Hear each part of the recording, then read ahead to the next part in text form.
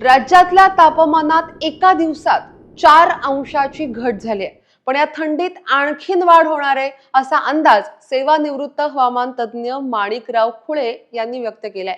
गेल्या काही दिवसात फेंगल चक्रीवादळाने डिसेंबरच्या पहिल्या आठवड्यात थंडी वाढवली होती, पण वादळ जमिनीवर आल्यानंतर थंडी गायबही झाली होती. त्यामुळे मागचे 4-5 दिवस जर का पुण्याचा विचार केला तर किमान तापमान 20 अंशांच्या जवळपास गेलं होतं. त्यामुळे उष्णता जाणवत होती, पण आता अचानक रविवारी थंडीत वाढ झाली आणि किमान तापमान 16 अंशावर नोंदवलं गेलंय.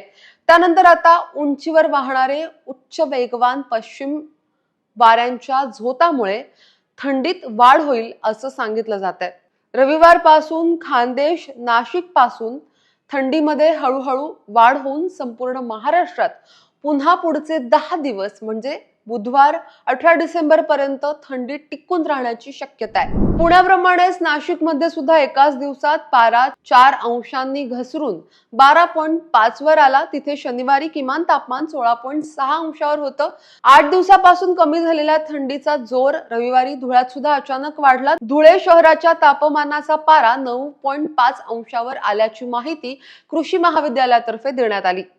नागपुरात पारा हळूहळू घसरतोय. फेंगल चक्रीवादळाचं सावट ओसरलं असलं तरी ढगाळ वातावरण नागपुरात बरोबरच विदर्भात कायम आहे. ही स्थिती 2 दिवस कायम राहील. तुरळक ठिकाणी किरकोळ पावसाची सुद्धा शक्यता आहे असंही सांगितलं जाते. त्यामुळे पुढचे 10 दिवस महाराष्ट्रात जास्त थंडीचे असणार आहेत असं हवामान खात्याकडून सांगितलं गेलंय.